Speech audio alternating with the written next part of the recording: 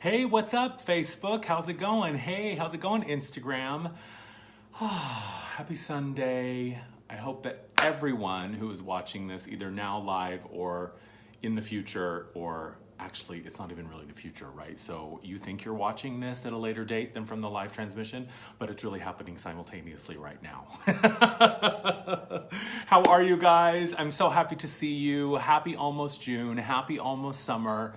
Happy Sunday. Happy Memorial Day. It's actually surprisingly gorgeous today for a Memorial Day. I don't know about you, but when I lived in Seattle for all those years, there's like the running joke that, Memorial Day is usually like the last day of fall in Seattle because it's always horrible and rainy and wet and gross. So I am happy to be here in Los Angeles on this gorgeous spring, almost summer day, and I'm super excited to be bringing this video to you guys. So there's a lot going on right now, and I have done my best to really sort of whittle this down to the basics of what we can be focusing on, or the information at least that's coming through now for you guys.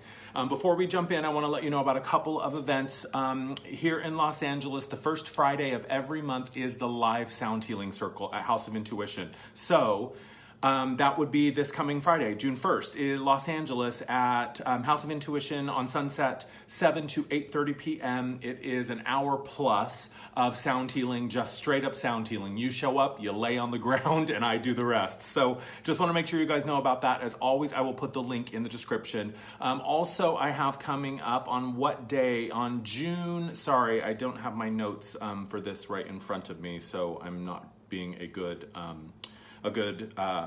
content provider. Tuesday, June 12th, from 6 to 7:30 p.m. Pacific time is the online monthly sound healing circle. So for those of you that are starting to sense a theme here, I do one live one a month at the first Friday of every month at House of Intuition, and then usually somewhere in the middle of the month I find an evening where I've got some time off and I do the online version of it. So for those of you who aren't in Los Angeles and can't come to the live version, you can always sign up for the online version, which is just as powerful as it is in person, and everyone who signs up gets an MP3. Also, so if you can't make it live, you can listen to the recording later, and yes, the recording is just as powerful. And then last announcement before we jump into it, I still have 2 spots available in my Mastery Mentorship program. You've heard me talk about this. Mastery Mentorship program is the next level deal. It's 7 weeks of working with me one-on-one in a very intimate, very real, very intense way. And it is all about transformation. It is all about taking you to the next level. It is all about giving you everything that I can bring to the table, possibly, and then some. I only take 4 clients at a time for these Mastery Mentorship programs, and then I close it until I cycle through those 4 people, and then I reopen it again. So I do still have 2 spots available. If you're interested, I'll put that link in the description, or go to my website, andrewmartinenergy, and click on the tab that says Mastery Mentorship. So on we go to the June energy transmission. And if you see me referring down, if you see me looking up and down like this, I'm not looking at myself, I'm not looking at my reflection, I am looking at my notes. So here we are. I need a little bit of iced tea before we get going. I love my drinks, I'm a thirsty bitch. So I'm super excited to be bringing this information to you. Raise your hand, give me a thumbs up, give me a heart, give me an emoji, give me something. If you just feel like the past couple of weeks have been so surreal. I know for myself, it has been crazy physical. Like literally in the middle of the night, waking up with my feet on fire. And it's not like a physical or a muscular thing, right? It's not something wrong with my feet. It's just the energies that are moving through. And the reality that we are rooted into and now grounding into is creating some really, really wonky kind of physical stuff. And I know many of us are saying, ugh, not these ascension symptoms again. I thought I was done with that. Where we are right now astrologically is we have so many planets in Taurus. We have so many planets in the earth sign. And Taurus, of all of the earth signs, is so earthy and so grounded and so about the physical comfort and so about finding the routine and the sweet spot and the comfort zone. And right now it's not necessarily about being comfortable or being in the sweet spot, right? So we do have a little bit of tension right now. What I see happening big picture, and I saw this start coming in a couple of weeks ago, and with my sessions with clients the past couple of weeks, it has been coming in so clear and so loud and so strong. that what we are in the midst of is this manifestation of all that we have been working towards in the physical in a very, very, very, very deep way. It is like we are unearthing stuff that has been so deeply buried and so long hidden. We are also finding ourselves like reintegrating these things that we had, it's like I find myself kind of reintegrating these aspects of myself or meeting aspects of myself that I have not seen in years. It's almost as if in 2012, when the big shift happened, that we got to just sort of clear the decks and we put a lot of extraneous stuff to the side. It was sort of like all bets were off and all of a sudden we just had to lay it all out on the table to sort through it. And now we're coming back to this full circle moment. We are in a major cycle of completion at the physical level. And you've heard me talk about this before, right? Energy comes in at the high frequency, those crystalline, non-physical frequencies, because light can be a wave or a particle. And when it's in the wave state is when it's coming in an inspiration, intuition, epiphanies, ideas. It's just the popping off of all these ideas. And then as it slowly works its way down into density, it slows down, it takes on the particle state, and it becomes physical matter. So by the time we get to the physical, touch it, taste it, feel it, smell it, see it, hear it, it's kind of old news. It's sort of like putting that cherry on the cake, right? That cake has been baked and frosted and has been sitting around for a long time just sort of waiting for that cherry. But it is so important that we allow our physical experience to unfold and unlock whatever's left to be sort of balanced or integrated or healed or let go of or released or whatever it is that we're doing, so that all of us can be present. This is not the time to abandon any level of self or ignore any level of self. If there is anything within us that is even a little incongruent, man, we are going to feel it so powerfully and so strong. It's like sand in the gears and everything just comes to a screeching halt. And it's quite simple. It is no longer about what you did or didn't do. It is no longer about, was I good at being spiritual or bad at being spiritual? It never was about that. But we love to judge ourselves, right? This is all about the simplicity of your truth. And you have heard me say this a million times, the truth is always simple. It only becomes complicated when I try to deny it, when I try to amend it, when I try to cover it up, when I try to hide it, when I try to avoid it, when I try to throw gold glitter on it and call a hunk of shit a nugget of gold, whatever it is. The truth is always simple. And if it is not simple, it is not the truth. Can I get an amen? Can I get a thumbs up? Can I get a heart? Can I get a poop emoji? Whatever. The truth is always simple. And if it's not simple, you haven't arrived at the truth. So here's the big theme. So many of us are seeking understanding. So many of us are trying like hell to figure out this new state that we are in, this new reality, this new world. We are seeking understanding. We are seeking answers. And not unfortunately, but the issue here is that so many of us are seeking these answers intellectually. How many times do I have to tell you? This is not a thinking thing. I am not cursing the intellect. I am not, minimizing the importance of the intellect. I am certainly not trying to make the intellect the demon or the thing that we have to fight against. But here's the deal. Do you require, this is the question for June. Here's the big theme, ladies and gentlemen. Do you require an intellectual understanding to know that something has shifted? I'll wait for the answer. Seriously, do you need to have a piece of, black and white question? And does it need to be that simple for you to know that a shift has occurred, or can you feel it?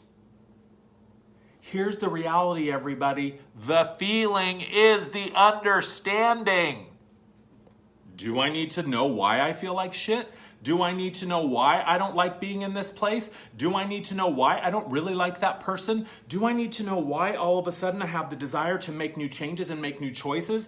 Do I need to know why I don't want to go down that dark pee-smelling alley with shady, dangerous-looking people in it? Do I really need to know why? Or is it enough for me to trust how I feel? And I'm going to put this out there. If you all aren't in the place of learning how to trust your feelings, to tune into your emotional body, to listen to your emotional body, stop watching this right now. Go back to the work that I was talking about like a year, 2 years ago. Look at that stuff and then come back to this, because I'm telling you, until we are letting our emotional state be the indicator of everything, that's sand in the gears. This isn't about trying to understand a place you've never been before. That's like an English speaker walking into a French film and thinking that just because they have the desire to understand it, that they're going to be able to speak French. No, not in this reality. Not right now. It is important more than ever to know how you feel about what's going on in your life. The feeling is the understanding. How you feel is the truth. And only you know what that truth feels like. And you don't always necessarily have the words to give to the feelings, and that's okay, because we are in a version of the reality that we have not consciously focused ourselves into yet. This is all new. So it's not going to make sense, and you're not going to always have the answers. And frankly, an intellectual understanding is like this much of the picture. That's like saying that the only light spectrum is the visible light spectrum. That's just limiting. That's just ridiculous. That's just 1950s mindset. It's just not the truth. It's just not the truth. So physically, here's what's going on. Physical level.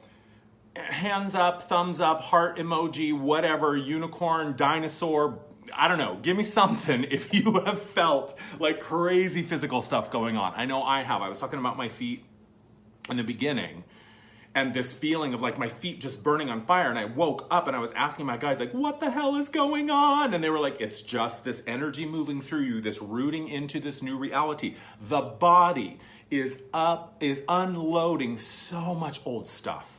Old cellular stories, old programs, old stuff that you've inherited from your lineage, from your family, from your past lives, stuff that we have inherited or been sort of force-fed from the cultures that we live in and that we grow up in. The body still has the echo of these things. The body still has a little bit of the memory of that, and so the body needs its time and its attention to open these things up and let them go. Now, here's the thing. A lot of times, in order to trigger us to a certain, or in order to unlock a certain level of cellular memory, we kind of have to be triggered. What I mean by that is this. I'll tell you a real brief story. For those of you who've been following me for a while, last year, was it last year or the year before? I don't know. Recently, in the past couple of years, I was telling a story about how I was living with my roommate when I was in Seattle. I was living up north, and just some shit went down, and I just had a crazy angry outburst one night. Like literally, I was on fucking fire. I was so angry and so triggered. And so, I removed myself from the situation. I told my roommate, hey, let's just put a stop on this now and let's talk about it in the morning. I went to bed. I asked my team, like, what the heck was going on? And they said, oftentimes the easiest way to remove something from the cellular body, from the physical body, is to trigger you to that place. It's like you can't hear jazz unless you're listening to the jazz station. So in order for me to release all of this stored anger that my body was hanging on to, I kind of had to be triggered into anger, if that makes sense. Now, it doesn't always have to happen that way, but that is sort of the easiest way that it happens. Here's the key. More iced tea. I don't know if more iced tea is the key. That's not what I meant. But for me, it's the key. But here's the key. Just because something comes back around, a chronic story, a chronic pattern, a chronic relationship, that same old Yahoo, asshole again, that thought is back in my reality, doesn't mean that you've done anything wrong. It doesn't mean that you messed up. It doesn't mean that you forgot. It doesn't mean that you didn't meditate hard enough or you didn't burn enough Palo Santo or whatever. What it means is that you have new information. When something comes back around into our awareness, it's because on some level we have a new relationship with it, and we can find a deeper sense of acceptance or forgiveness or compassion or whatever it is that we are called to bring to that experience. So allowing it to come back into your reality and just being in observation of it. Just cause the same old shit, and I get it. You know, some of the stuff that we are dealing with and letting go with is really old stuff and has been really chronic for many of us for a long time. So it makes sense that when we see it coming back around, we go, oh my God, not this again. And we freak out and we go into hysterics and we go, oh my God, I'm having a breakdown. Oh my God, I'm having a dark night of the soul. Oh my God, oh my God, oh my God. No.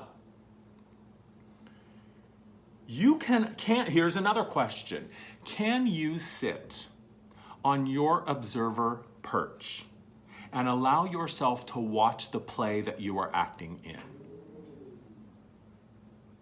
I think it's a legit question. Just because something comes back around doesn't mean that we have to get sucked back into it. I can observe the same themes coming around and around and around into my reality and get to a place where I can observe them and go, oh, there's that story again. There's that part of me that loves to go into panic mode. Oh, there's that part of me that loves to believe that I'm always going to be broken and, unlovable or whatever. There's that part of me that always gets triggered by ... You can observe this play. You can observe this experience without having to get down in the mud and wrestle around with it. Certainly, we will be called to engage, especially with some of this stuff that still triggers us, because the only reason it's triggering us is because on some level it is still externalized. Once I have allowed it to come to me and I have integrated it and I have really accepted myself as I am where I am, it no longer triggers me because I'm no longer in resistance to it. So the body still has an echo of a lot of these things, and when they come back around, it doesn't mean that we need to freak out and panic and hide under the covers. This is not a reason for a breakdown. You can be aware of what it is. You can observe it. You can lovingly say, oh, here's that again. At some point, it kind of becomes like watching a movie over and over and over. It's like, think of a horror movie, like Scream. I used to love horror movies. I can't watch them anymore because they freak me out too much. But years ago when Scream came out, I loved Scream. It was a revolutionary movie at the time. It was super clever. It was smart. It was funny and scary as hell. I watched that movie so many times, and I think it took me like 3 or 4 times of watching it before I wasn't scared anymore, and then it was something that I could just sort of keep in the background and it didn't bother me. It was one of my favorite movies at the time. That's kind of where we are right now with a lot of these old patterns. If you watch the same movie 100 times, the 100th time is not nearly going to be as intense as the first time. It's not going to be as scary anymore, right? So just allow yourself to observe what's coming up for you, and I promise you that if it requires your action, if it requires your participation, you will know.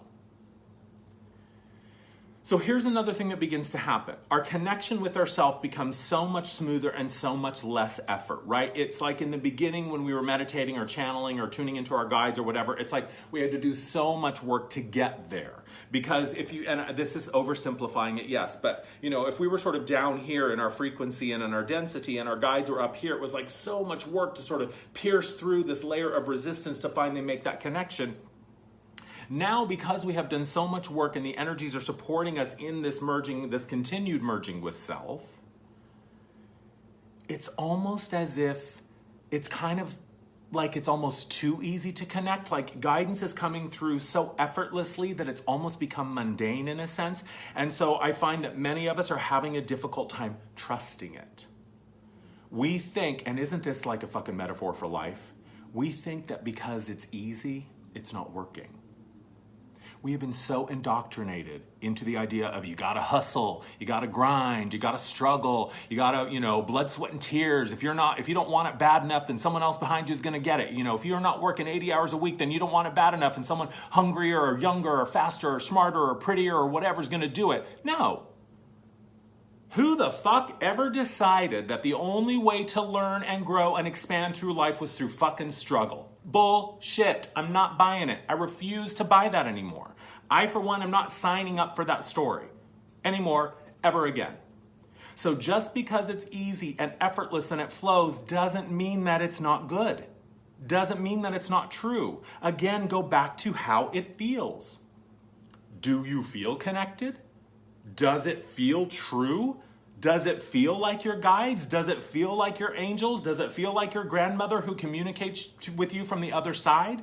Only you know what that truth feels like. I can't tell you. So learning how to trust, can we just watch the play that we are putting on for ourselves? And can we joyfully observe? Can we joyfully participate? Can we get excited about what is possible and how this might turn out? So this flip-flopping is continuing, right? This is what I've been sort of trying to understand, and I still, to be honest, I still don't have a super clear understanding of it, but this multidimensional experience that we are having, sort of moving in and out of these different layers all of the time simultaneously, and it feels so overwhelming, and it's like one day, I don't know, like what day is it, what year is it, where do I live, what's my name, did I do that yesterday, or was that this morning, or was that 5 days ago? I don't know. Because we're moving in and out of these multiple layers at once, we are expanding. Here's the thing, we have always been multidimensional. It's just that the agreement that we had with this earth experience when we came into it was one that we would not remember.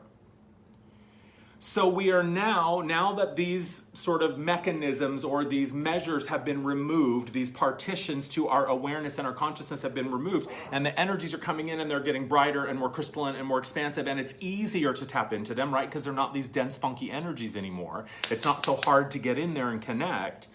We're finding ourselves moving out of different layers of reality, and it's very disorienting sometimes, and it's really hard oftentimes to know where you are, what day it is, and which version of you is showing up.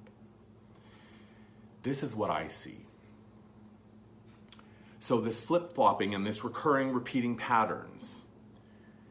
So this is like a sound wave. If you're not familiar with what I'm saying, gosh, I wish I was a graphic designer or a motion artist so that I could do some really cool post-production stuff for this, but I'm not.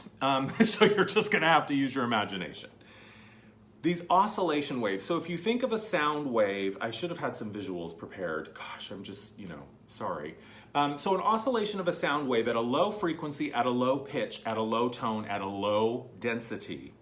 It is like this sound moves really slowly, right? And we have a peak and we have a valley, and we have a peak and we have a valley. And for the most part, it's pretty even keel and it's pretty smooth and it just kind of goes along. So imagine that there's you who you are, because here's the thing. We are always in a state of becoming. Everything is always in a state of becoming. That's the deal. Nothing is static. Nothing is permanent. Nothing is solid. Not even this table I'm banging on. Nope, not solid. Not even this. Nope, not solid. So everything is always in a state of becoming. We are always in the process of moving and expanding and becoming a newer version of something, of consciousness, of ourself. So there's you where you are now. And then there's you who you are becoming. And if you think about the connection between who you are and who you're becoming, when you're really far apart, that oscillation, and when you're in the density of a 3D environment, or when you're just starting to sort of understand the spiritual experience and you're still in that emotional density, you're still in those heavy thoughts, those heavy beliefs, those really old, low vibe stories, that oscillation between who you are and who you're becoming is really slow, and it takes a long time for the message to get through, and you feel like, oh my God, where's my sign? Where's my clarity? Where's my this? And it finally gets to you. But guess what happens?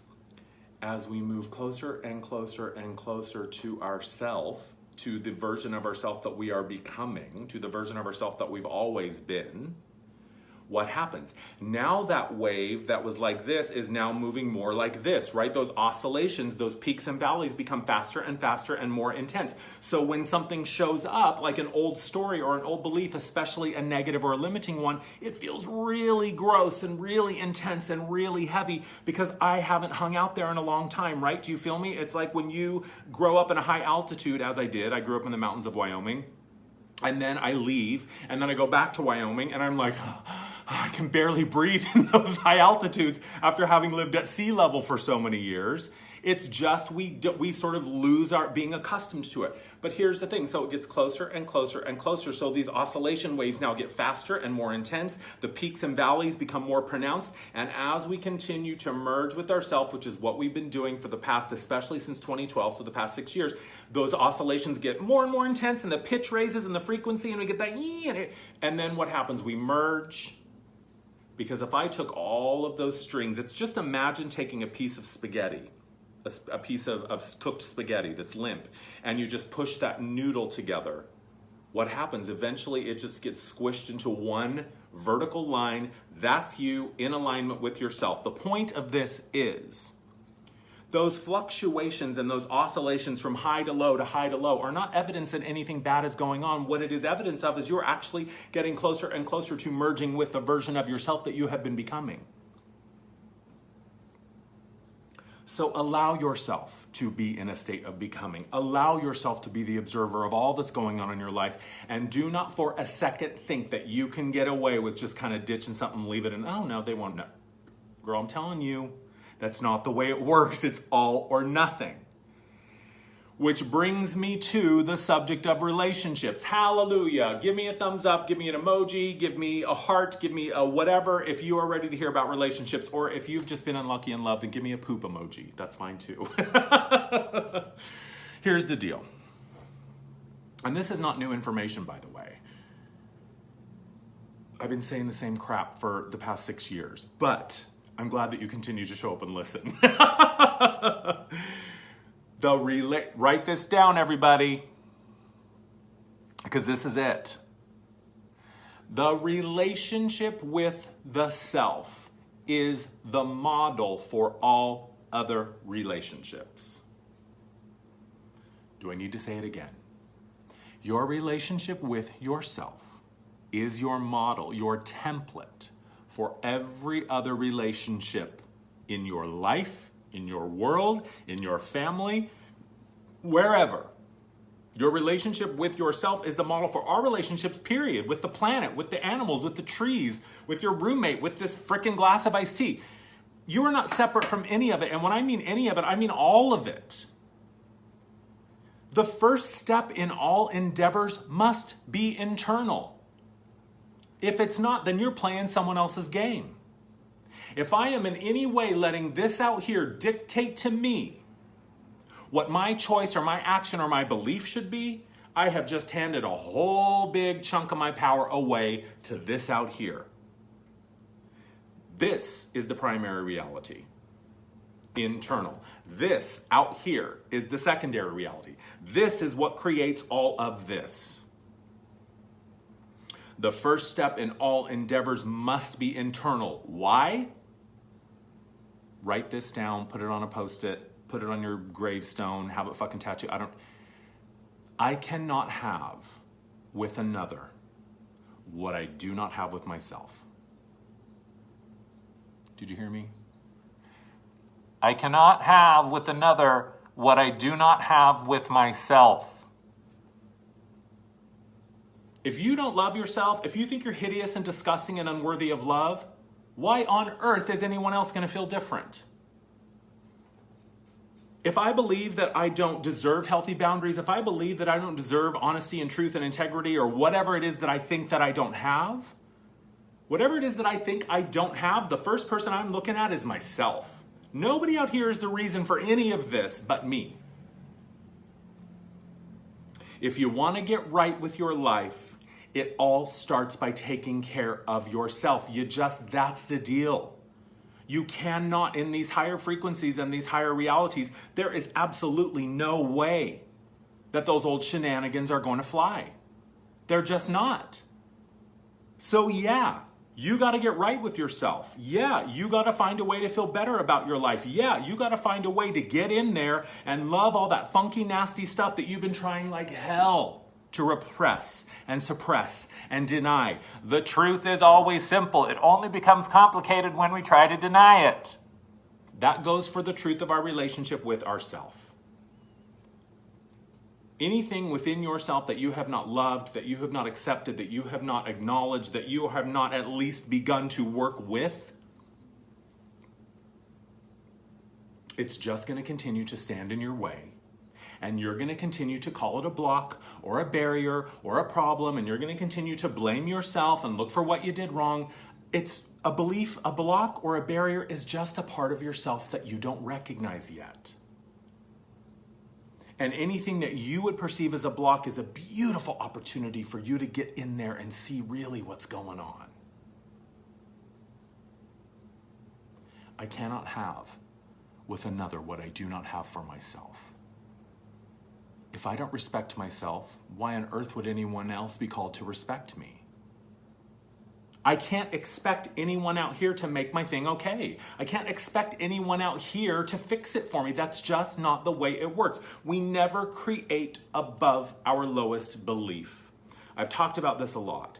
It's like you see someone who wins the $20 million lottery and 3 years later you hear a news story and they're broke. And you think, well, how on earth could someone go through $20 million in 3 years? I guarantee you it's because on some level there is a belief that money is awful, I don't deserve it, it's not sustainable, it's the root of all evil, it's not safe, I can't have it, blah, blah, blah, blah, blah. I promise you, you can want something with every fiber of your being, but if you don't believe that you can have it or that you deserve it or that you're worth it, it's never going to come around, and if it does, it's certainly not going to stick around very long. This is not an indictment. It's never an indictment. But I got to spill the tea here. I got to give you the real talk. I cannot have with another what I do not already have with myself. And trust me, as an almost 47-year-old man who has spent so much time seeking out there for the answer, for the cure, for the fix, for the love, for the acceptance, for the acknowledgement, for the please just like me. What do I have to do to get you to like me or accept me? There's only one answer. That was 2. There's only one answer. It all is in here. It's all about your relationship with yourself. Everything on the planet in your reality is always about your relationship with yourself. Your life is always a perfect, dead ringer reflection of your relationship with yourself.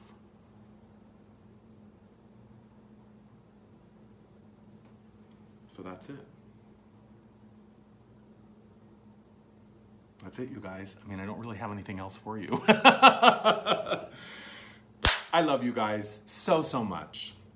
Go to my website, andrewmartin.energy. Check my social media, Andrew Martin Energy, on Facebook, Instagram, YouTube. I'm almost at 10,000 subscribers on YouTube. I've been trying to reach the 10K mark for years, and I saw somebody who did it in like 3 months. I'm like, what the WTF do I have to do to get 10,000 subscribers? So please like and share my YouTube channel. I'm less than 100 people away for 10,000 subscribers. Go to my website, andrewmartin.energy, book a session with me, check out the Mastery Mentorship. Please come to my Sound Healing Circle at the House of Intuition on June 1st, Friday, coming up this next week, or the online version if you're not in LA. You guys are amazing. I love you so much. Thank you so much for giving me your time and attention. Have a fantastic holiday weekend. Mwah! Love you guys. Bye.